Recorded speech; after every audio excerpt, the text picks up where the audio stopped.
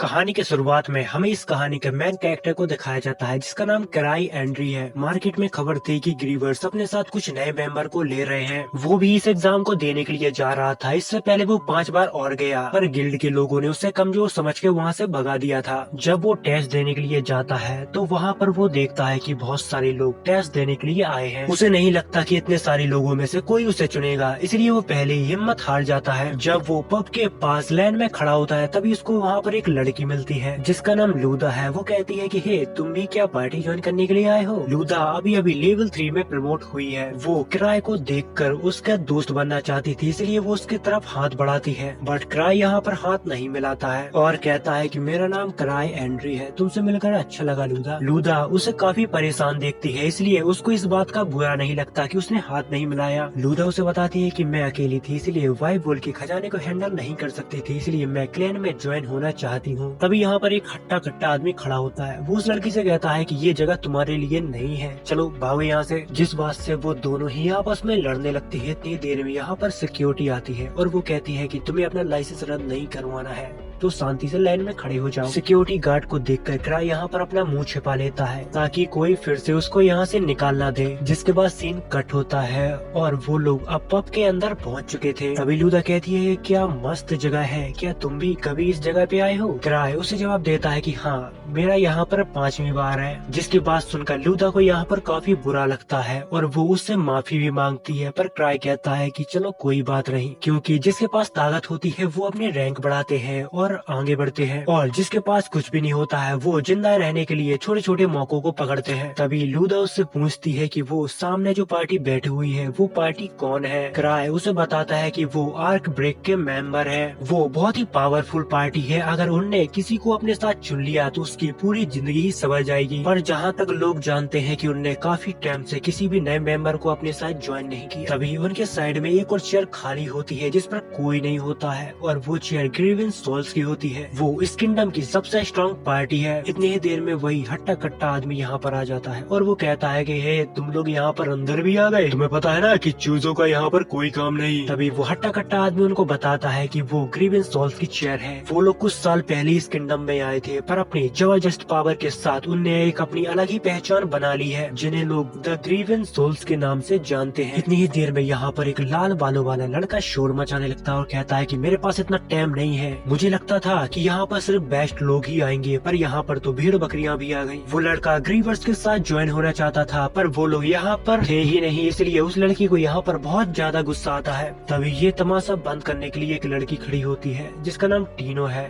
वो कहती है कि तुम्हें अपनी औकात नहीं भूलनी चाहिए। जिसके बाद यहाँ पर जितने भी लोग होते हैं वो सारे इस फाइट को एंजॉय करने वाले थे। तभी वह लड़का अपनी खतरनाक स्वेट को बाहर निकालता है और टीनो भी अब फाइट करने के लिए तैयार हो जाती है। तभी क्राई लूदा से कहता है कि हमें यहाँ से निकल जाना चाहिए, अगर हम फंस गए तो गए काम से। क्राई छिप छिप कर यहाँ से निकलने की कोशिश कर रहा था, पर टीनो उसकी पावर को महसूस कर लेती है और उसको रोक लेती है और कहती है कि मास्टर, आप यहाँ पर कब से हो? इतनी ही देर में आर्क आ जाता है और वो कहता है कि अरे तुम यहाँ पर क्या कर रहे हो? तुम्हें पता है ना कि ये इवेंट तुम्हारे बिना शुरू नहीं होगा। जिस सब कुछ सुनकर लूदा को यहाँ पर कुछ भी समझ में नहीं आ रहा था कि आखिर ये सब चल क्या रहा है, और यहाँ पर जितने भी सारे लोग होते हैं उन सारों की आंखें फटी की फटी रह जाती है, क्योंकि ये ग्रीवेंस सोल्स का लीडर होता है क्राई एंड्री। जिसके बाद सीन फ्लैशबैक में शिफ्ट होता है। वो लोग छोटे थे और ट्रेजर हंटिंग करते थे। तभी क्राई के दोस्तों ने एक बार क्राई की जान बचाई थी, क्योंकि उसको पता ही नहीं चला कि कब मॉन्स्टर उसके पीछे आ गया। उन सारे दोस्तों का सिर्फ एक ही सपना था कि दुनिया का सबसे महान ट्रेजर हंटर बनना है, बट क्राई हर चीज में इतना ज्यादा अच्छा नहीं था जितना कि वो लोग थे। पर फिर भी उसके दोस्त कभी उसको ऐसा महसूस नहीं होने देते थे कि वो कमजोर है और किसी काम का नहीं। जिसके बाद ऐसे ही वक्त बीत जाता है। एक दिन फिर क्राई सोचता है कि वो अपनी ही टीम को छोड़ देगा, क्योंकि वो अपनी वजह से किसी दूसरे की जान खतरे में नहीं डालना चाहता था। पर उसके साथ कुछ ज्यादा ही गलत हो जाता है। वो जिस टीम को छोड़ने के लिए आया था वो सारी लोग मिलकर उसको इस टीम का लीडर बना देते हैं, क्योंकि वो लोग नहीं चाहते थे कि क्राई उनकी टीम को छोड़ कर जाए, क्योंकि उससे अच्छा कोई नहीं। अगर क्राई नहीं होता तो शायद ग्रीवेंस सोल्स कभी नहीं होती। जिसके बाद वापस से सीन प्रेजेंट में आता है। तभी आर कहता है कि तुम्हें आने में बहुत देर होगी। क्राई उसे बताता है कि मैं आज सोकर बहुत लेट जागा था। क्राई आर को बताता है कि मेरे पास एक बहुत बहुत ही ज्यादा काबिल मेंबर है, अगर मैं कहूँगा तो तुम उसे अपनी पार्टी में लोगे। आर्क उसे जवाब देता है कि बिल्कुल, इसमें भी कोई पूछने की बात है। पर अभी भी यहाँ पर वो लाल बालों वाला लड़का शोर मचा रहा था। तभी क्राई उससे कहता है कि हे, तुम्हारा नाम क्या है? वो लड़का कहता है कि मेरा नाम गिलबर्ट बुश है, मैं लेवल 4 का हंटर हूँ। क्राई यहाँ पर उनमें से किसी एक को चुनना चाहता था, पर उसको समझ में नहीं आता कि आखिर किसको वो चुने। इसलिए वो लक के सहारे सबको छोड़ देता है और अपनी रिंग को निकाल कर फेंक देता है और कहता है कि जिसको ये रिंग मिलेगी उसको मैं रिकमेंड करूंगा। ये बात सुनकर गिल्ड में जैसे कि तहलका ही मच जाता है। वो सारी लोग उस रिंग को पकड़ने के लिए दौड़ते हैं, पर तभी टीनो गिलबर्ट के मुंह में एक लात जड़ देती है और फिर उस रिंग को पाने के लिए पूरी गिल्ड के लोग सारे ही आपस में लड़ने लगते हैं। मौके को देखकर क्राई यहाँ से खिसक जाता है, जिसके बाद पूरे ही पब की बैंड बज जाती है। जिसके बाद हमें अगले दिन का सीन दिखाया जाता है, जहाँ पर क्राई के पास एक लड़की आती है और वो इस न्यूज के बारे में उसे बताती है, तुम्हारी वजह से पूरे पब की भैंस की आंख हो गई। तभी क्राई उससे पूछता है कि इस हादसे में कोई घायल तो नहीं हुआ? पर वो लड़की उसे जवाब देती है कि नहीं, ऐसा कुछ भी नहीं हुआ, पर हाँ, एक्सप्लोरर एसोसिएशन के मैनेजर को आपसे मिलना है। जिसके बाद क्राई उससे कहता है कि जितना भी तोड़ फोड़ का खर्चा आया है वो सारी आर्क के अकाउंट पर डाल दो और आर्क को ही एसोसिएशन भेज देना, वो उनकी डांट सह लेगा। थोड़ी देर में क्राई को पता चलता है कि आर्क यहाँ पर नहीं है, वो किसी काम से बाहर गया है। अब उसको ही मैनेजर के पास जाना होगा और उनकी डांट को सहना होगा। जिसके बाद आर्क अपने मास्क के बारे में बताता है कि अगर मेरा मास्क टूटा नहीं होता तो मैं आर्क का बेस बना के उसके पास चला जाता, पर अब मुझे शायद ऐसे ही जाना होगा। जिसके बाद हमें एसोसिएशन का सीन दिखाया जाता है, जहाँ पर क्राई अपने बॉस से माफी मांगता है और उसके सामने गिड़गिड़ाने लगता है और कहता है कि मैंने लोगों को रोकने की बहुत कोशिश की, पर वो लोग आउट ऑफ कंट्रोल हो चुके थे। मुझे पता है कि ये सब मैटर नहीं करता, पर सबसे बड़ी बात ये है कि किसी को भी चोट नहीं आई। जिसके बाद वो मैनेजर उसको एक मिशन दे देता है। पर यहाँ पर क्राई एंडी बहुत ही आलसी किस्म का आदमी होता है। वो मैनेजर के सामने बड़ी बड़ी बातें करने लगता है और मन में सोचता है कि एक मिशन को पिक करके वो आर्क के ऊपर थोप देगा। जिसके बाद वो एक सैंपल से दिखने वाले मिशन को चुनता है और वो सोचता है कि इस मिशन को मैं आर्क के ऊपर थोप दूंगा और चुपचाप निकल जाऊंगा। पर उसे पता नहीं होता कि उसने जो मिशन चुना है वो सबसे ज्यादा टफ मिशन है। जिसके बाद क्राई वापस एसोसिएशन से आता है और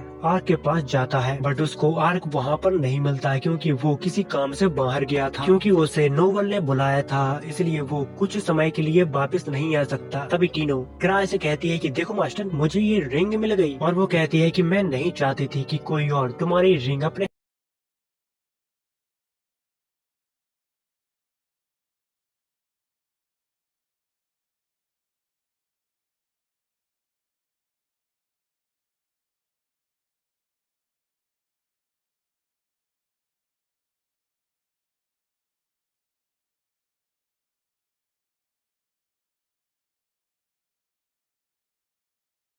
जिसके बाद हमें पास्ट का सीन दिखाया जाता है, जहाँ पर क्राई की टीम गिल्ड में अपना नाम जुड़वाने के लिए आई थी। तभी ल्यूक दरवाजे में लात मारता हुआ अंदर जाता और कहता है कि यहाँ पर कौन है सबसे ताकतवर स्वॉर्डमैन? वो हूँ सिर्फ मैं। इन लोगों की एंट्री तो बहुत धांसू होती है, बट यहाँ पर सारे लोग इनको जोकर समझ रहे थे। क्राई को इन सब का ऐसा व्यवहार देखकर उसको काफी ज्यादा शर्मिंदगी महसूस होती है। अरे, इन लोगों के साथ आ गया मैं। जिसके बाद ल्यूक अपने से डबल शरीर वाले आदमी को बता रहा था कि हमारे लीडर ने कहा है कि अगर कोई योद्धा सिर्फ वेपनों की वजह से योद्धा हो तो वो योद्धा नहीं होता, इसलिए मैं हमेशा लकड़ी की तलवार को इस्तेमाल करता हूँ। जिसके बाद एसोसिएशन की स्टाफ उसको एक लेटर देती है और कहती है कि यहाँ पर अपना पार्टी नाम और अपना सिंबल बना दो ताकि तुम्हें पहचानने में आसानी हो पाए। बट क्राई ने तो अभी तक इसके बारे में कुछ सोचा भी नहीं था, इसलिए वो अपनी पार्टी का नाम द ग्रीवन सोल्स रख देता है और सिंबल में एक स्कल का लोगो बना देता है, जिसको देखकर क्राई के दोस्त काफी निराश होते हैं। जिस पर क्राई कहता है कि मैं तुम्हारा बहुत बेकार लीडर हूँ, मुझे लीडर नहीं होना चाहिए, मुझे अपनी पार्टी से निकाल दो। क्योंकि यही तो क्राई चाहता था कि वो लोग उसे पार्टी से निकाल दें और वो लोग अपनी जिंदगी अच्छे से जी पाए, क्योंकि क्राई उनके पावर लेवल के बराबर नहीं था, जिस वजह से उनको काफी ज्यादा मुसीबत भी झेलनी पड़ती थी। जिसको सुनकर उसके सारे फ्रेंड बोलते हैं कि नहीं नहीं, ये तो बहुत अच्छा है। जिसके बाद वापस से सीन प्रेजेंट में आता है, जहाँ पर ग्रेग कहता है कि मुझे तो अभी भी विश्वास नहीं हो रहा, तुम सच में स्ट्रॉन्ग पार्टी के लीडर हो जिसे लोग 1000 ट्रिक के नाम से जानते हैं। जिसको सुनकर वो लोग शौक रह जाते हैं। तभी टीनो कहती है कि तुम जानते हो ना कि मास्टर कितने ज्यादा ताकतवर है, तो फिर उनके सामने झुक जाओ। जिस पर क्राई कहता है कि रहने दो, तुम उन्हें डरा रही हो। दरअसल जिसके पास सबसे ज्यादा अचीवमेंट पॉइंट होते हैं उन्हें एसोसिएशन एक अलग ही नाम देता है, जैसे कि क्राई का मिला द 1000 ट्रिक। ये एक सेलिब्रिटी बनने की तरह है। जिस पर गिलबर्ट हैरान होता है और कहता है कि मुझे नहीं लगता कि तुम 1000 ट्रिक को मुझसे लड़के दिखाओ, उसके बाद ही मैं मानूंगा। जहाँ पर आर्ट सोचता है कि अरे, मैंने तो कभी कहा ही नहीं कि मैं सबसे ज्यादा ताकतवर हूँ। यहाँ पर कुछ लोग हैं जो मेरे नाम के नारे लगाते रहते हैं। जिस पर ग्रेग गिलबर्ट को समझाता है कि तुम ध्यान से बात करो, तुम्हें पता है ना कि सामने कौन है। उससे लड़ना तो तुम भूल ही जाओ, तुम्हें अगर अपनी जान प्यारी हो तो। क्राई उसकी बात को बुरा नहीं मानता और यहाँ से जाने लगता है। तभी गिलबर्ट क्राई को लड़ने की चुनौती देने लगता है, जिस पर टीनो कहती है कि ये सब मुझ पर छोड़ दो, और फिर वो कहती है कि तुमने मेरे मास्टर की बेइज्जती की, इसलिए अब तुम्हें इसका भुगतान तो चुकाना पड़ेगा।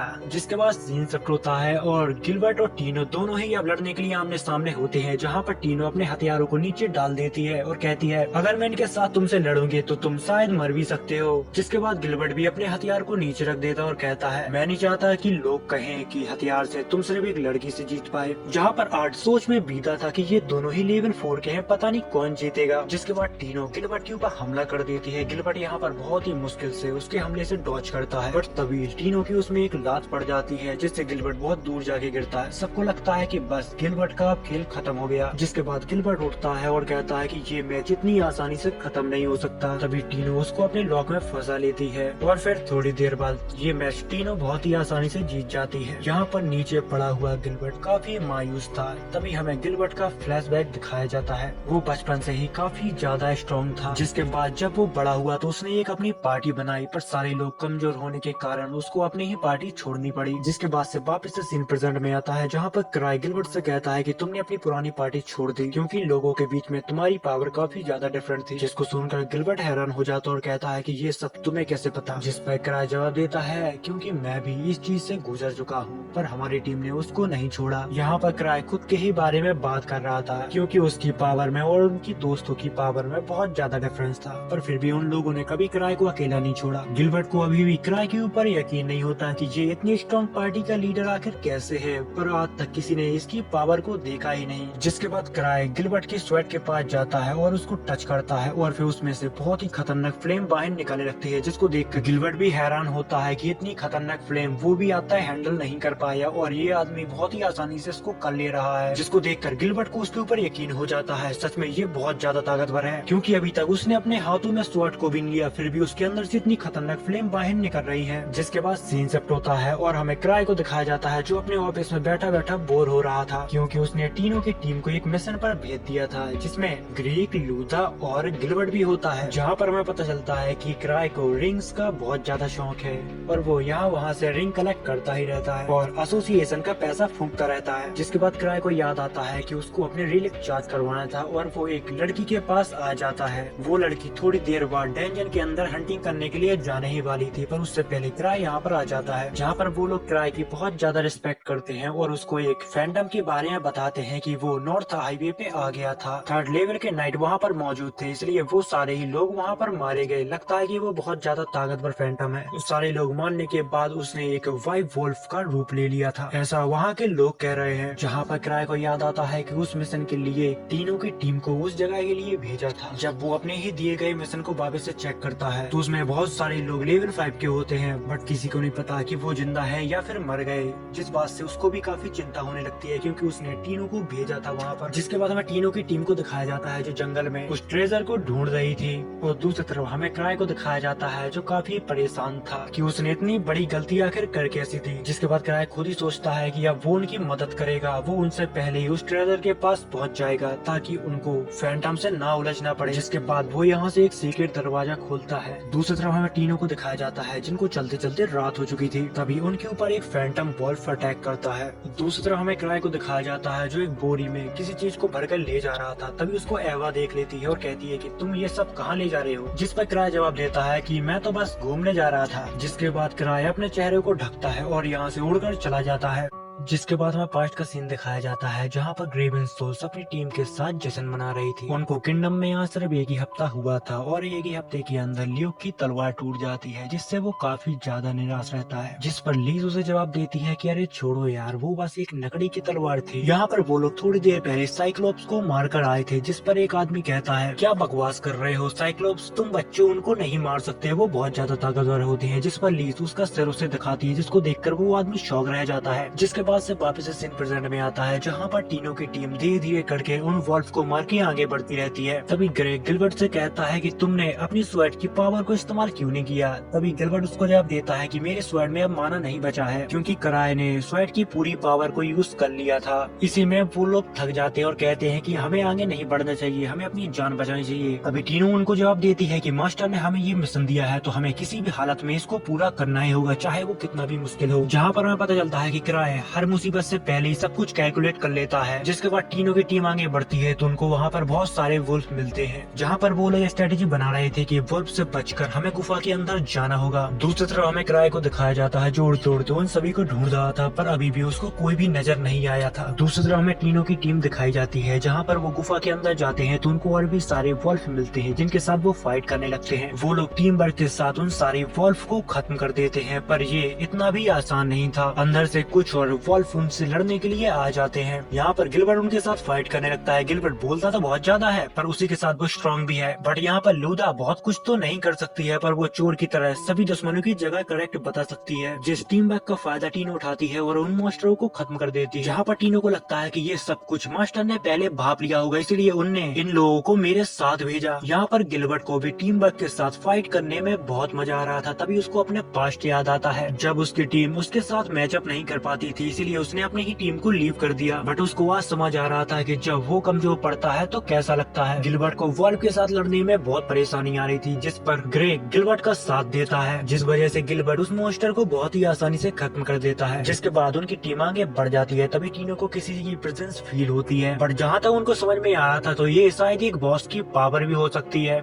या फिर और भी कुछ। और अब टीनो की टीम अंदर जाने से डर रही थी, पर टीनो उनको हौसला देती है कि मास्टर ने तुम सबको ऐसे ही नहीं चुना, उनने तुम लोगों के अंदर कुछ न कुछ देखा होगा, वरना वो क्यों मेरे साथ तुम लोगों को भेजते यहाँ पर। दूसरी तरफ हमें कराए को दिखाया जाता है, जो अभी भी उन सभी की तलाश कर रहा था। उसी के साथ वो उसको भी बहुत ज्यादा कोस रहा था, जिसने ये जैक पैक बनाया है, क्योंकि वो उसमें ब्रेक डालना ही भूल गया, जिस वजह से वो गुफा के अंदर तो चला जाता है, पर उसकी स्पीड इतनी ज्यादा होती है कि वो यहाँ वहाँ टकराता रहता है। लोगों को ढूंढते ढूंढते टीनो की टीम उस बॉस के पास पहुँच जाती है और उनको देखते ही बॉस उनके ऊपर अटैक कर देता है, जिस वजह से उनको ये तो पता चल जाता है कि ये वाला बॉस सच में बहुत ज्यादा ताकतवर है। तभी टीनो वाइट वॉल्फ को देखती है तो समझ जाती है कि इसकी वीकनेस इसका सिर है, जहाँ पर वो अपनी टीम से कहती है कि तुम इसका थोड़ी ध्यान भटकाओ, मैं इसको देखती हूँ। गिलबर्ट अपनी पूरी कोशिश करता है मॉन्स्टर का ध्यान भटकाने में। दूसरी तरफ ग्रेग उसके ऊपर हमला करता है तो एक ही झटके में उसकी स्वेट टूट जाती है। इसी मौके का फायदा उठाकर टीनो उसकी स्वेट पर चढ़ जाती है और उसके सिर तक पहुँच जाती है, पर इसी के बीच उसका पैर जख्मी हो जाता है। बट तब भी वो हार नहीं मानती और उसके सिर पर अटैक कर देती है, जिससे वो मॉन्स्टर तो खत्म हो जाता है, पर टीनो की हालत अब बहुत ही बुरी हो चुकी थी। तभी टीनो अपने पैर पर एक पोशर डालती है, जिससे काफी हद तक उसका पैर ठीक हो जाता है। ग्रेग कहता है कि आज का तो दिन ही खराब है, मेरी तो स्वेट ही टूट गई। गिलबर्ट कहता है कि कम से कम तुम जिंदा तो हो, यही बहुत बड़ी बात है। अब उनको लग रहा था कि उनने सारे मॉन्स्टर को खत्म कर दिया, इसलिए अब उन लोगों को ढूंढना चाहिए जिनके लिए वो लोग यहाँ पर आए थे। वो लोग यहाँ से आगे बढ़ पाते इससे पहले यहाँ पर बहुत जैसे दिखने वाले सेम टू सेम वैसे ही कुछ और वॉल्फ आ जाते हैं, जो कि हथियारों से लैस होते हैं। अब उनको समझ में नहीं आ रहा था कि एक से लड़ते लड़ते उनकी हालत खराब हो गई है, अब तो 4-4 हैं। अब उनके पास कोई भी चारा नहीं था, इसलिए वो लोग यहाँ से भागने का डिसाइड करते हैं। साइड में एक छोटी सी गुफा होती है, जिसके अंदर से वो वॉल्फ नहीं आ सकते थे, पर इससे पहले वहाँ तक वो लोग पहुँच पाते। व्हाइट वॉल्फ उनकी चाल को समझ जाते हैं और उनका रास्ता ब्लॉक कर देते हैं, जिस पर गिलबर्ट और ग्रेग कहते हैं कि हम लोग इनका चारा बनते हैं, तुम दोनों यहाँ से भागने की कोशिश करो। तभी टीनो को क्राई की रिंग के बारे में याद आता है, उन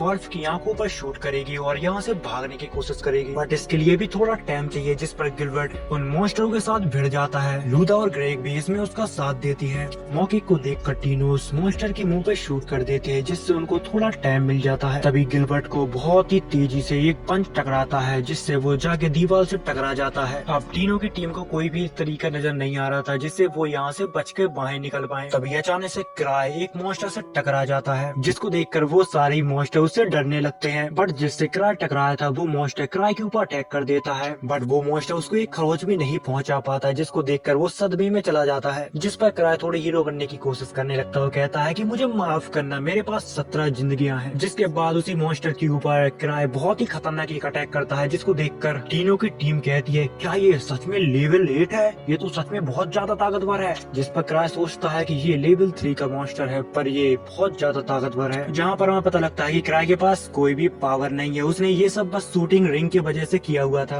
क्राई ने अपनी स्वैड रास्ते में कहीं गिरा दी थी, इसलिए वो अब उनके साथ फाइट भी नहीं कर सकता था। इसलिए वो सोचता है कि मिशन जाए भाड़ में, मुझे अपने घर जाना है, क्योंकि अब उसके पास कोई भी ऑप्शन नहीं बचा हुआ था। इसलिए वो एक रॉकेट को निकालता है और मॉन्स्टर की तरफ फेंकता है, जिससे वहाँ पर धुआं होने लगता है। जिसके बाद वो कहता है, अरे मुंह क्या देख रहे हो, भागो यहाँ से। बट जख्मी होने के कारण टीनो यहाँ पर ज्यादा तेजी से नहीं भाग पा रही थी। उसी के साथ क्राई भी उसके पीछे पीछे भाग रहा था, बहुत ही स्लोली। टीनो को लगता है कि मास्टर कितने अच्छे हैं, वो मेरे साथ भाग रहे हैं ताकि मुझे कोई मॉन्स्टर चोट ना पहुंचा पाए। बट सच्चाई तो यह है कि क्राई अपनी फुल स्पीड में भाग रहा था, पर वो ज्यादा तेज भाग ही नहीं पाता। थोड़ी देर बाद वो लोग उन मॉन्स्टरों से बहुत दूर चले जाते हैं, जिसके बाद सभी लोग क्राई को शुक्रिया कहते हैं। पर वो कहता है कि अरे ऐसा कुछ भी नहीं है, सबकी जान बचाने के लिए क्राई टीनो को शुक्रिया कहता है, जिसको सुनकर टीनो फूली नहीं समाती। क्राई को टीनो की चोट नजर आती है, इसलिए वो अपने रैलिक से उसकी चोट को ठीक कर देता है। वो लोग आगे तो बढ़ते जा रहे थे, पर उनको यही नहीं पता कि वो लोग जा कहाँ रहे हैं। जिसके बाद सीन पास्ट में शिफ्ट होता है, जहाँ पर क्राई अपने दोस्तों को अपने सारे रैलिक दिखा रहा था, जिसको देखकर वो सभी लोग कहते हैं, क्या इनमें से हम कोई एक चीज ले सकते हैं। जिस पर क्राई कहता है कि तुम्हें जो सी चीज अच्छी लगे वो तुम ले सकते हो। तभी उनमें से एक लड़की एक बैग को उठाती है, जो उसको बहुत पसंद आता है। क्राई उसे बताता है कि ये बैग जितना दिखने में छोटा लगता है, उससे वो कई ज्यादा चीजों को स्टोर कर सकता है। उन लोगों का इन चीजों में इंटरेस्ट बढ़ ही रहा था। तभी क्राई उन्हें बताता है ये सिर्फ चॉकलेट रखने के काम आता है। तभी लीज एक ब्रेसलेट को उठा लेती है और अपने हाथ में पहन लेती है और धड़ाम से नीचे गिर जाती है। जिस पर क्राई उसे बताता है कि ये एक लिवायत रिंग है, जिसे पहनने से शरीर के पूरे सेंसेस खराब हो जाते हैं। दूसरी तरफ लियो के कर्ज स्वेट को उठा लेता है, जिससे वो कर्ज हो जाता है और आउट ऑफ कंट्रोल हो जाता है।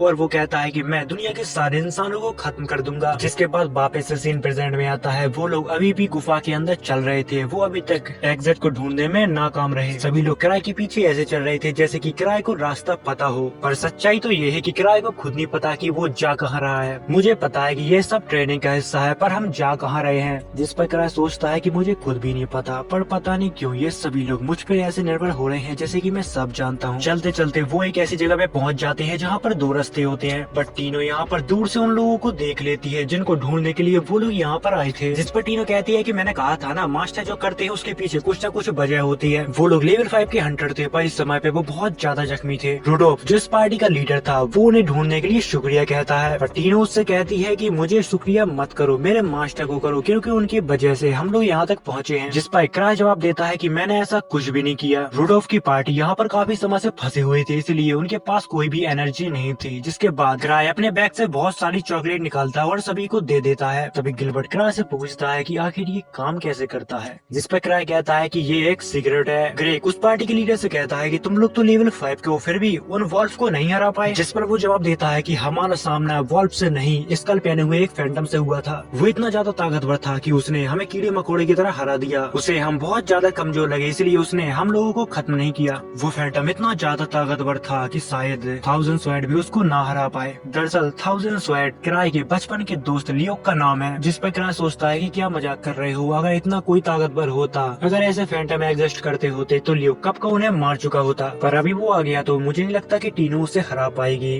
क्राई उन सबको बताता है कि हमें यहाँ से जल्दी निकलना होगा और इस टीम को लीड करेगी टीनो, क्योंकि मैं तो ज्यादा तेज भाग ही नहीं पाता। जिस पर टीनो जवाब देती है कि आपके कंपैरिजन में मैं कुछ भी नहीं हूँ मास्टर। जिस पर क्राई उसे जवाब देता है ये तुम्हारी ट्रेनिंग का हिस्सा ही है। अभी वो सोचता है प्लीज प्लीज प्लीज मान जाओ ना, क्योंकि ये सब करना मेरे लिए बहुत ज्यादा बोरिंग है। जिसके बाद टीनो इस बात से सहमत होती है कि उन्हें इस जगह से जल्दी निकलना चाहिए। वो लोग यहाँ से निकलने ही वाले थे, इतनी ही देर में उनको कुछ अजीब और गरीब आवाज सुनाई जाती है। जिस पर क्राई सोचता है कि अब तो मैं गया पक्का, अगर उस मॉन्स्टर ने मेरे ऊपर हमला कर दिया तो 4 बार तो मैं बच जाऊंगा, पर उसके बाद मैं मर जाऊंगा। तभी उनको एक बहुत ही बुरी शक्ति महसूस होने लगती है, क्योंकि वो फैंटम धीरे धीरे उनके तरफ ही बढ़ रहा था। क्राई को पता था अगर वो उससे लड़ेगा तो मर जाएगा, पर फिर भी वो सभी को पीछे करता है और खुद आगे खड़ा हो जाता है। तभी हमें उसी फैंटम को दिखाया जाता है जो धीरे धीरे इनके तरफ बढ़ रहा था, जिसके ऑरा को देखकर उन सभी लोगों की फट जाती है। इतनी ही देर में उस फैंटम के पीछे एक लड़की आती है। वो एक किक मारती है और फैंटम जाके दीवार से भिड़ जाता है, और ये लड़की कोई और नहीं लीज होती है। लीज की किक कितनी ज्यादा पावरफुल होती है कि वो फैंटम जो शेर बना घूम रहा था वो एक पिल्ला बन गया था।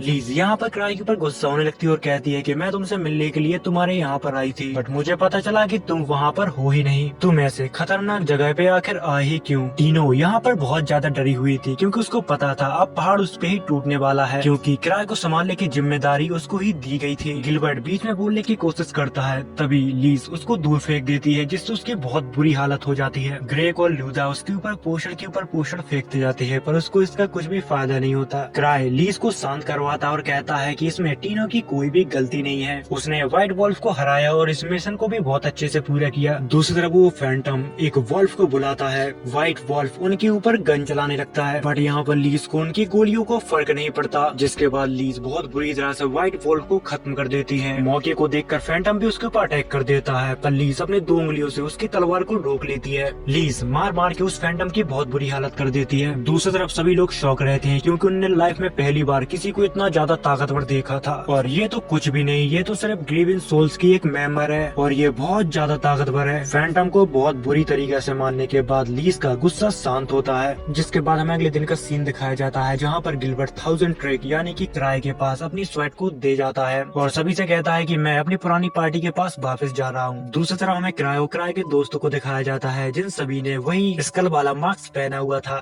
जिसके बाद हमें 1 साल पहले का सीन दिखाया जाता है जहाँ पर सित्रे स्मार्ट क्राई के लिए स्लाइम का एक पोस्टर बना के लाई थी। अगर आपको पता ना हो तो मैं आपको बता देता हूँ कि सित्रे स्मार्ट ग्रेविन सोल्स की एक साइंटिस्ट है जो लेवल 2 की हंटर है। वो अपने एक्सपेरिमेंट से ग्रेविन सोल्स की मदद करती रहती है। दिखने में थोड़ी अजीब है पर वो बहुत अच्छी लड़की है। अगले ही सीन में हमें दिखाया जाता है जहाँ पर क्राई उसी पोस्टर को ढूंढ रहा था जिसे सित्रे स्मार्ट ने बनाकर उसको दिया था। वो शांत दिमाग से सोचता है कि आखिर उसने उसको कहाँ रख दिया था। उसको जहाँ तक याद है, उसे जहाँ तक याद है कि डेंजन के अंदर जब उसने उसको पिया था तो उसके अंदर कुछ भी नहीं था। क्राई ने उस स्लाइम को बहुत ही संभाल के रखा था, पर वो अचानक गायब कैसे हो सकता है। दूसरी तरफ हमें कुछ हंटरों को दिखाया जाता है, वहाँ पर वो लोग बात कर रहे थे डेंजर के अंदर जितने भी मॉन्स्टर है अचानक उनका लेवल अब बढ़ सा गया है। पर जो भी हो ट्रेजर वैल्यू की जांच करके हमें देश तक पहुँचानी होगी, ये सबसे ज्यादा जरूरी है। दूसरी तरफ हमें क्राई को दिखाया जाता है जो एसोसिएशन के अंदर घूम रहा था। तभी एबा उसे व्हाइट वॉल्फ की रिपोर्ट बताती और कहती है तुम इस रिपोर्ट के बारे में एसोसिएशन को बताना चाहिए। क्राई उससे कहता है कि अरे यार मुझे मत परेशान करो, टीनो उसकी लीडर थी, उसको ये रिपोर्ट दे दो। तभी एबा उसे बताती है कि वो बेसमेंट लेवल 2 पर अभी ट्रेनिंग ले रही है। इतना सुनने के बाद वो यहाँ से जाने लगता है। तभी एबा सोचती है कुदरत आपत्ति यानी कि अर्थक्वेक और ट्रेजर वैल्यू में मुश्किल तक वो बिना किसी क्लूज के अंदाजा लगा लेता है। मैंने ऐसा करते क्राई को बार बार देखा है, बट एबा को कहाँ पता था कि जितनी भी धरती पे मुसीबतें आती है वो सारी क्राई के वजह से ही होती है। जब क्राई लेवल 2 के बेसमेंट तक पहुँचता है वो वहाँ पर देखता है तो बहुत सारे लोग बाहर खड़े होते हैं। अंदर लीज ट्रेनिंग दे रही थी क्योंकि उसको लग रहा था कि टीनो उसके जाने के बाद बहुत कमजोर हो चुकी है। वो लोग क्राई से कहते हैं कि तुम कुछ करो, हम लोग ट्रेनिंग हेल को इस्तेमाल नहीं कर पा रहे हैं। क्राई हेल का जब गेट खोल कर अंदर जाता है तो वो देखता है कि टीनो बहुत बुरी तरह से नीचे डली हुई है। लीज ने उसे इतनी खतरनाक ट्रेनिंग दी कि वो अधमरी हो गई, जिस पर लीज कहती है बस इतना ही तुम्हारे पास दम था या फिर तुम मेरे सामने दिखावा कर रही हो। अगर तुम्हें ऐसा लगता है कि मैं तुम्हें नहीं मारूंगी तो ये तुम्हारी गलती है। लीज टीनो को एक किक मारने ही वाली थी, तभी क्राई उसे रोक देता है। बस बहुत हो गया, मैं तुम्हारी जुनून को समझता हूँ पर मुझे लगता है कि वो अपनी लिमिट पर है, चलो आज के लिए इतना बहुत है। तभी लीज कहती है क्या तुम मुझे रोक रहे हो, जिस पर क्राई हाँ में जवाब देता है, जिस पर लीज हंसने लगती है और कहती है चलो आज का वर्कआउट खत्म हुआ। वो यहाँ से जा पाती है इससे पहले टीनो उसका पैर पकड़ लेती है और टीनो ने वही मास्क पहना हुआ था जो ग्रेविन सोल्स अक्सर पहना करते हैं। जिसके बाद लीज कहती है चलो शुरू करते हैं, जिसके बाद क्राई भी इन लोगों को मनाने में नाकामयाब हो जाता है। मुझे माफ करना, तुम्हें पता है ना कि लीज को मनाना कितना मुश्किल है। जिसके बाद सीन कट होता है जहाँ पर क्राई बात कर रहा था कि ट्रेवलर के ऊपर अटैक हुआ फैंटम वाइफ वॉल्ट डैंड में। पता नहीं क्यों पर क्राई को इस सब चीजों में कुछ गड़बड़ लग रही थी और शायद इसलिए ग्रेक ने क्राई को मिलने के लिए बुलाया है। जिसके बाद सोचने लगता है कि अरे आर्क यहाँ पर क्यों नहीं है, अगर वो यहाँ पर होता तो मुझे इतना सारा काम नहीं करना पड़ता। दूसरी तरफ हमें ग्रेक को दिखाया जाता है जहाँ पर वो कहता है वाइफ वॉल्ट डैन के पास लाइन में कोई भी चेंज नहीं आया है और हाँ मैंने मटेरियल की क्वालिटी भी नहीं बदली है, पर यहाँ पर ग्रेक को कुछ अजीब से महसूस हो रहा था। दूसरी तरफ हमें कुछ लोगों को दिखाया जाता है जहाँ पर वो लोग बात कर रहे थे कि सोचने की बात है, हम लोग जो काम कर रहे हैं उसे तो भगवान भी नहीं प्रिडिक्ट कर सकता है। इन सारे लोगों का एक ग्रुप होता है, यहाँ पर जितनी भी घटनाएं घट रही थी वो सभी की वजह से घट रही थी। जहाँ पर वो लोग बात कर रहे थे कि हमारी चाल कोई भी हंटर नहीं समझ सकता, पर एक आदमी है 1000 ट्रेक जिसको हम कभी भी अंडर एस्टिमेट नहीं कर सकते। जब तक उन्हें पता नहीं चलता तब तक वो उन्हें व्हाइट वॉल्ट में उलझे रहेंगे। जब तक इनके पास मौका है ये वाला रिसर्च सेंटर छोड़ के कहीं और जाके अपना रिसर्च सेंटर बना ले। दूसरी तरफ में क्राई को दिखाया जाता है जहाँ पर वो सपना देख रहा था कि पूरी सिटी में बस स्लाइम ही स्लाइम फैल चुका है। अचानक वो जाग जाता है, वो शिटरी की स्लाइम का सपना देख रहा था, उसको लगता है सच में वो बहुत बहुत ज्यादा डेंजर है। तभी वहाँ पर लीज भी उठती है और क्राई को पता चलता है कि वो उसके ही साथ आके सो गई थी। तभी तो उसे इतनी ज्यादा गर्मी महसूस हो रही थी, क्योंकि लीज को एक आदत थी, वो हमेशा क्राई के बेड में आके सो जाती थी। तभी लीज उससे कहती है, क्या तुम आज फ्री हो, क्योंकि मैं आज छुट्टी ले रही हूँ। क्राई तो अपना सपना ही नहीं भूल पा रहा था, पर वो इसे बहुत बुरे सपने की तरह भूलने की कोशिश करने लगता है। अगले ही दिन हमें ग्रेग को दिखाया जाता है, जो क्राई से मिलने के लिए वहाँ पर आता है। तभी वहाँ पर लीज के साथ क्राई घूमने के लिए जाने वाला था, जिस पर लीज उसे बताती है कि आज तुम इसको कोई भी काम नहीं दे सकते, आज ये मेरे साथ बिजी है। जिस पर ग्रेग उसे बताता है कि तुम यहाँ पर वापस क्यों आई, जिस पर लीज कहती है कि मेरे पास तुम्हारे लिए वक्त नहीं है, इसलिए चलो फूटो यहाँ से। और फिर इसी बात पे वो दोनों ही आपस में झगड़ने लगते हैं। तभी लीज उसमें एक किक रगड़ देती है। ग्रेग भी उसके किक को बहुत ही आसानी से रोक लेता है और फिर इन दोनों की फाइट ऐसे ही चलती रहती है। तभी क्राई कायना को चाय के लिए पूछता है, जिसके बाद कायना क्राई से पूछती है, तुम व्हाइट वॉल्फ डैन गए थे ना, अगर तुम्हें वहाँ पर कुछ अजीब लगा तो प्लीज हमें बताओ। जिस पर क्राई कहता है कि मैं ज्यादा ध्यान दे रहा हूँ दूसरी दिक्कतों को सोचकर, पर माफ करना मैं अभी तुम्हें उसके बारे में कुछ भी नहीं बता सकता, क्योंकि क्राई तो बस अपनी स्लाइम को ढूंढ रहा है। दूसरी तरफ ग्रेग और लीज लड़ कर पूरा एसोसिएशन ही तबाह कर देना चाहते थे। जिस पर क्राई कहता है, बस बहुत हुआ, अब रुक जाओ, हमारी बात यहीं पर खत्म हुई, बस तुम्हें थोड़ा शांत हो जाना चाहिए ग्रेग। जिसके बाद क्राई और लीज शॉपिंग करने के लिए और छोटी सी डेट के लिए मार्केट आ जाते हैं। तभी उनको एक आदमी देख रहा था, जिसको लीज पकड़ लेती है और उससे पूछती है कि तुम कौन हो, आखिर क्यों हमें देख रहे थे। बट क्राई लीज को समझाता है कि अरे तुम क्यों इसको परेशान कर रही हो, ये बस एक आम इंसान है। बट हमें थोड़ी देर बाद पता चलता है कि उन्हीं मॉन्स्टर की एसोसिएशन ने इस आदमी को क्राई का पीछा करने के लिए भेजा हुआ था।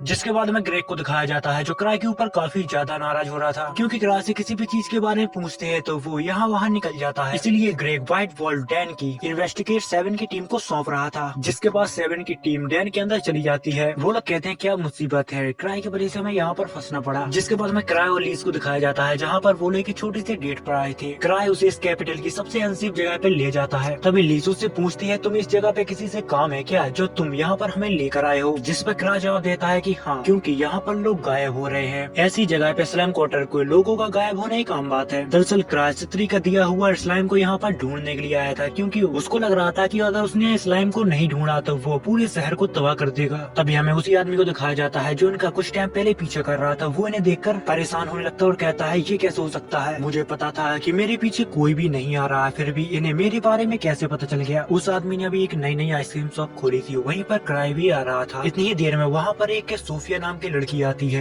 दूसरी तरफ लीज उनकी दरवाजे को खनखना रही थी कि बाहर आओ, हमें आइसक्रीम खानी है। लीज को ऐसा करते करते थोड़ी देर बाद बहुत गुस्सा आने लगता है। वो अपने पंच से पूरी शॉप को तोड़ना चाहती थी, पर क्राई उसे रोकता हुआ कहता है, मुझे लगता है कि ये वाली शॉप बंद है। अंदर हमें उसी आदमी को दिखाया जाता है, जो उन दोनों की बातों को सुन रहा था। वो लोग यहाँ से जाने के लिए कहते हैं, जिसके बाद उस आदमी को थोड़ी राहत मिलती है। जिसके बाद क्राई वापस से अपने ऑफिस में आ जाता है। बट अभी भी क्राई को अपनी स्लाइम की काफी ज्यादा चिंता होती है, क्योंकि उसके एक सपने ने उसका पूरा दिमाग ही खराब कर दिया था। इतनी देर में वहाँ पर आवाज आती है और वो बताती है, हमने एसोसिएशन के कुछ मेंबरों को सिलेक्ट कर लिया है, जो हमारी व्हाइट वॉल्फ डैन में इन्वेस्टिगेट करने में मदद करेंगे। लेकिन 7 और उसका ग्रुप पहले ही आगे बढ़ चुका है। जिसके बाद हमें सीक्रेट एसोसिएशन दिखाई जाती है, जहाँ पर वो लोग कहते हैं, मुझे विश्वास नहीं होता कि उसने इतनी आसानी से हमारी फैसिलिटी को ढूंढ लिया। इसका मतलब ये हुआ कि उनके इंटेलिजेंस नेटवर्क हमसे भी ज्यादा है। लेकिन 1000 ट्रैक की सच्ची इंटेलिजेंस अभी तक साफ नहीं है, इसलिए हम अभी कुछ नहीं कह सकते उसने सच में हमें ढूंढा है कि बस वो एक तुक्का था। यहाँ पर सीक्रेट सोसाइटी में वो लाल बालों वाली लड़की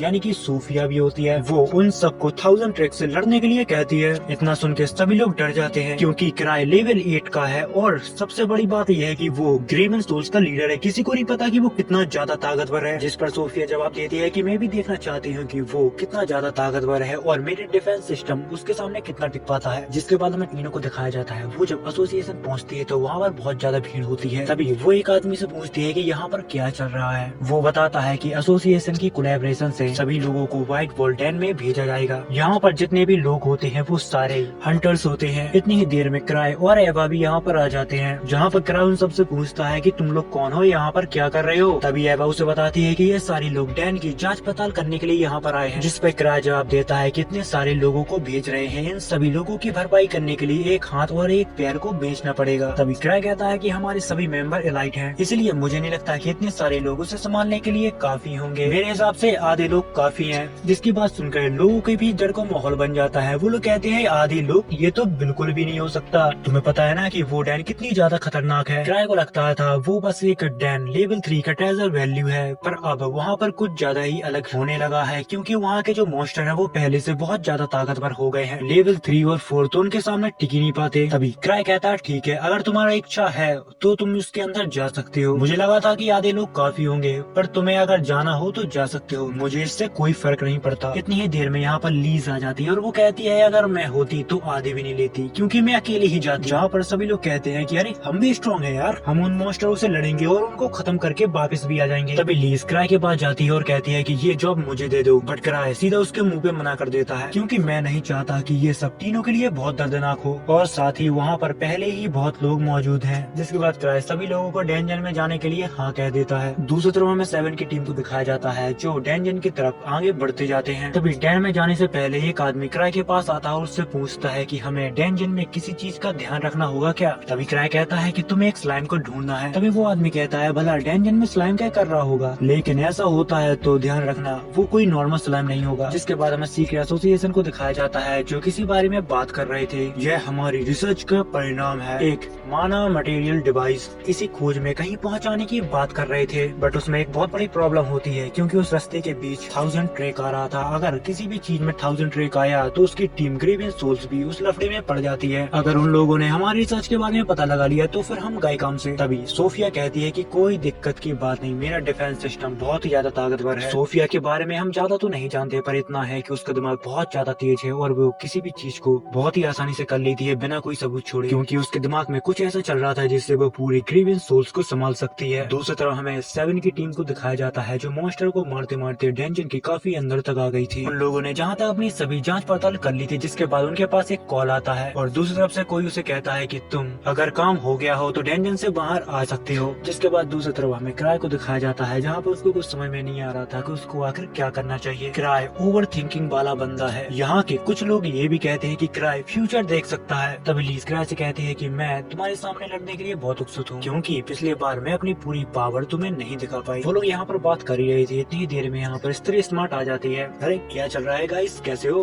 तभी लीज कहती है क्या तुम पार्टी में से सिर्फ अकेले ही आई हो? जिस पर सीत्री कहती है कि मैं किसी ऐसे से बात नहीं करना चाहती जो पार्टी छोड़कर घर भाग जाए। जिसके बाद वो कहती है कि मैंने सोचा कि क्राई को मेरी स्किल की काफी जरूरत होगी, इसलिए मैं यहाँ पर चली आई, क्योंकि ये एक एसोसिएशन है जो माना मटेरियल को इकट्ठा कर रही है, हमें ऐसा करने से उनको रोकना होगा। यहाँ पर क्राई किसी भी बात को सीरियसली नहीं ले रहा था, क्योंकि उसको बस अपनी स्लाइम की चिंता थी। C3 का स्लाइम एक ऐसा प्रोडक्ट है जो काफी इम्प्रूव हुआ है, लेकिन फिर भी ये एक फेलियर रहा। तभी वो क्राई से कहती है कि तुम मुझसे मत घबराओ, मैंने उसको ऐसा एडजस्ट किया है जैसे कि वो तुम्हारे ऊपर और मेरे ऊपर हमला नहीं करेगा। भले ही वो मटेरियम एलो कैप्सूल से बाहर निकल जाए, बट वो डायमेंशनल लॉकर से बाहर कैसे निकल गया मुझे तो अभी भी ये समझ में नहीं आ रहा। जैसा कि मैंने पहले बताया कि वो कोई आम स्लाइम नहीं है, वो इतनी ताकत रखता है कि पूरे कैपिटल को खत्म कर सकता है। जिसके बाद सीन शिफ्ट होता है। तभी हमें 7 को दिखाया जाता है जिसके पास वही आदमी आता है जिसको क्राई ने उस स्लाइम के बारे में बताया था। जिसके बाद 7 सभी लोगों को यहाँ पर इकट्ठा करता है। यहाँ पर कभी भी किसी को एक स्लाइम दिख सकती है तो उससे थोड़ा बचकर रहना, क्योंकि क्राई ने बताया है कि वो बहुत ज्यादा खतरनाक है, इसलिए कोई भी उससे अकेले बढ़ने की कोशिश नहीं करेगा। अगर यहाँ पर किसी को स्लाइम दिखाई देती है तो वो सबसे पहले मुझे आकर बताएगा। जहाँ पर कुछ लोग कहते हैं कि नहीं नहीं नहीं ये बिल्कुल भी नहीं हो सकता, क्योंकि स्लाइम अगर आ भी गई यहाँ पर तो वो हमारे पैरों में नीचे दबके मर जाएगी। जिस पर 7 उन्हें बताता है कि मैं किसी आम स्लाइम की बात नहीं कर रहा, उनके सामने हमारी स्वेट किसी भी काम की नहीं। यहाँ पर कुछ लोग उस स्लाइम को अलग अलग तरीकों से मारने की सोचने लगते हैं। तभी 7 को गुस्सा आने लगता है और कहता है कि वो साला कंजूस आदमी कभी भी इंफॉर्मेशन को अच्छे से नहीं बताता। तभी यहाँ पर एक अजीब सा आदमी खड़ा होता है। वो कहता है अगर तुम्हें स्लाइम से इतना ज्यादा डर लग रहा है तो छोड़ दो, हम उससे निपट लेंगे अगर वो दिखाई दे तो। तभी 7 कहता है तो फिर ठीक है, बेकार में मत मरना। इतनी देर में वहाँ पर एक लड़की हाथ उठाती है और कहती है क्या मैं कुछ बोल सकती हूँ? मैं एक एल्केमिस्ट हूँ और मेरा नाम तारिया है। मैं क्लैन की लेबोरेटरी में C3 के साथ थी। हम दोनों मिलकर एक रिसर्च कर रहे थे कि स्लाइम के साथ क्या क्या हो सकता है। तभी 7 कहता है तो फिर तुम उसके वीक पॉइंट के बारे में जानती होगी। तभी वो बताती है कि मैंने और C3 ने स्लाइम को मारने के लिए एक पोस्टर बनाया था। इसका सिर्फ स्लाइम के ऊपर असर होता है और किसी भी चीज के ऊपर असर नहीं होता। अगर कोई चीज उससे जुड़ी हुई है तो वो उसको खत्म कर देता है। जिसके बाद हमें वही सीक्रेट एसोसिएशन को दिखाया जाता है। वो लोग कहते हैं कि हमारी रिसर्च बहुत पावरफुल है और लगता है कि अब समय आ चुका है। हम 100 से भी कम हंटरों का सामना कर रहे हैं और उनमें से कुछ ही लोग हैं जो ठीक ठाक पावर को होल्ड करते हैं। दूसरी तरफ 7 और उसके सारे साथियों ने ने पूरा डेंजन छान मारा था पर उनको अभी तक कुछ भी नहीं मिला। तभी वही चिड़चिड़ा आदमी आता और कहता है अगर तुम बेकार ऑर्डर नहीं देते तो ये कुछ घंटों का ही काम होता, बेहतर होगा कि तुम अपने मास्टर के सामने जाकर प्रे करो क्योंकि वो तो कभी आने का कष्ट ही नहीं करता। जिसके बाद वो आदमी जंगल की तरफ टहलने के लिए चला जाता है। उस आदमी को टहलते टहलते रात हो जाती है। वो रास्ते में चलते चलते 1000 ट्रैक को बुरा भला कहने लगता है और कहता है कि उसकी वजह से मेरा पूरा दिन खराब हो गया। इतनी देर में यहाँ पर उसको कुछ खतरनाक आवाज सुनाई देती है, जिसका पीछा करते करते वो एक ऐसी जगह पे पहुँच जाता है जहाँ पर एक वर्ल्ड फैंटम बंधा हुआ था। वो लोग उसके ऊपर एक्सपेरिमेंट कर रहे थे क्योंकि मानव मटेरियल को इस्तेमाल करके ट्रांसफॉर्मेशन को हासिल किया जा सकता है। ऐसा करने से वो फैंटम पहले से कुछ ज्यादा ही ताकतवर हो जाते हैं। वो लोग उस वॉल्फ के अंदर एक इंजेक्शन को इंसेक्ट कर पाते इससे पहले वो हंटर उनके ऊपर हमला कर देता है। पहले हम सबको लगा था कि ये आदमी एकदम फालतू है पर ऐसा नहीं है, ये आदमी काफी ताकतवर है। यहाँ पर वो उन दोनों ही लोगों को बहुत बुरी तरह से मारता है। तभी वो सीक्रेट सोसाइटी का आदमी कहता है कि तुम लोग यहाँ पर क्या कर रहे हो, क्या तुम्हें 1000 ट्रिक ने भेजा है? जिस पर वो आदमी जवाब देता है ऐसा कुछ भी नहीं है, ये सब मैंने किया। जिसके बाद वो आदमी हंसने लगते हो कहते हैं तो फिर यहाँ पर 1000 ट्रिक नहीं है। और फिर कुछ ही देर में वो लोग उस मॉन्स्टर के ऊपर इंसर्ट कर देते हैं वो मैना मटेरियल और फिर देखते ही देखते वो मॉन्स्टर एक स्लाइम का रूप ले लेता है। वो आदमी सभी लोगों के यहाँ पर सतर्क कर पाता है। इससे पहले वो स्लाइम ही जोर जोर से चीखने लगता है जिसकी आवाज काफी दूर तक जा रही थी। 7 की टीम भी इस चीज को सुन लेती है। आवाज सुनते ही सारे लोग उस तरफ भागने लगते हैं जहाँ से ये आवाज आई थी। भागते भागते वो लोग एक जंगल में पहुँच जाते हैं। तभी 7 कुछ लोगों से पूछता है कि गेन इसी साइड गया था, वो अभी तक लौट के नहीं आए। दरअसल गेन उसी आदमी का नाम होता है जो स्लाइम के पास गया था। तभी गेन भागते भागते इनके पास आता है जो बहुत ही बुरी हालत में था। वो कहता है कि मेरे पीछे मॉन्स्टर है, यहाँ से तुम लोग भाग जाओ वरना सारे लोग मारे जाएंगे। और ये वही स्लाइम है जिसके बारे में 1000 ट्रिक हमें बताना चाहता था। इतनी ही देर में वो स्लाइम इन लोगों के पास आ जाता है जिसको देखकर वो सभी लोग डर जाते हैं क्योंकि उन सभी ने आज तक इतना बड़ा स्लाइम नहीं देखा था। 7 उसके ऊपर हमला करता है पर वो समझ जाता है कि इस स्लाइम को हम ऐसे नहीं रोक सकते हैं। जिसके बाद सारे लोग उसके ऊपर मैजिक करने लगते हैं बट उसके ऊपर मैजिक को पावर का कोई भी असर नहीं हो रहा था। लगातार 7 भी उसके ऊपर हमला करता जा रहा था पर उसको जैसे कि फर्क ही नहीं पड़ता। तभी 7 को उस पोषण के बारे में याद आता है जिसको तालिया कुछ देर पहले उसको बता रही थी। 7 उसके पास से वो पोषण लेके आता है। 7 अपने पूरा दिमाग लगा के उसके अंदर वो पोषण को इंसर्ट कर देता है। उसका पोषण यहाँ पर स्लाइम के ऊपर काम तो करता है बट 1 सेकंड के लिए। उसके बाद वो स्लाइम वापस से अपने नॉर्मल फॉर्म में आ जाती है। इतनी ही देर में यहाँ पर C3 आ जाती है। दरअसल उसको किराए ने भेजा था क्योंकि उसको पहले ही पता था कि यहाँ पर कुछ न कुछ गड़बड़ हो सकती है। तभी C3 कहती है कि एक जबरदस्त मैजिक उस स्लाइम के आसपास घूम रहा है, इसलिए हम उस स्लाइम को कुछ भी चोट नहीं पहुंचा पा रहे हैं। वो स्लाइम इतना ज्यादा ताकतवर है कि लेवल 8 की ट्रेजर वैल्यू में भी तुम्हें उतना खतरनाक मॉन्स्टर नहीं मिलेगा। जिसके बाद C3 कुछ बड़बड़ाते हुए उस मॉन्स्टर के पास जाने लगती है। स्लाइम मॉन्स्टर उसके ऊपर अटैक करता है पर बहुत ही आसानी से वो उस अटैक को डॉच करती रहती है। इस सब को देखकर वो काफी निराश होती है क्योंकि ये सब उसका ही एक्सपेरिमेंट है जो फेल हो गया था। तभी 7 कहता है कि तुम उस मॉन्स्टर के पास ज्यादा नजदीक मत जाओ। तभी C3 कहती है कि मेरा चिंता करने के लिए शुक्रिया 7 पर मुझे कुछ नहीं होगा। तभी वो अपने बैग में से एक पोषण को निकालती है और उस स्लाइम के ऊपर फेंक देती है। तभी वो 7 से कहती है कि तुम इसके ऊपर शूट करो जिससे उस स्लाइम का वहीं पर खात्मा हो जाता है। इतनी ही देर में सब कुछ खत्म होने के बाद यहाँ पर ग्रेक आ जाता है। तभी C3 बताती है कि वो यहाँ पर काफी देर पहले आ गए थे, उन्होंने ही मुझे लिफ्ट दी थी। जिसके बाद हमें वही सीक्रेट एसोसिएशन को दिखाया जाता है जहाँ पर वो काफी नाराज हो रहे थे कि उस C3 की वजह से हमारा पूरा मिशन फेल हो गया। इसके बारे में सोफिया ने इन सभी को पहले ही बता दिया था कि C3 हमारे पीछे पड़ी हुई है। क्या उसने हमारे ट्रांसमेगाफिकेशन को समझ लिया है? जिसके बाद हमें 7 को दिखाया जाता है। थोड़ी देर में उसके पास उसका टीममेट आता है।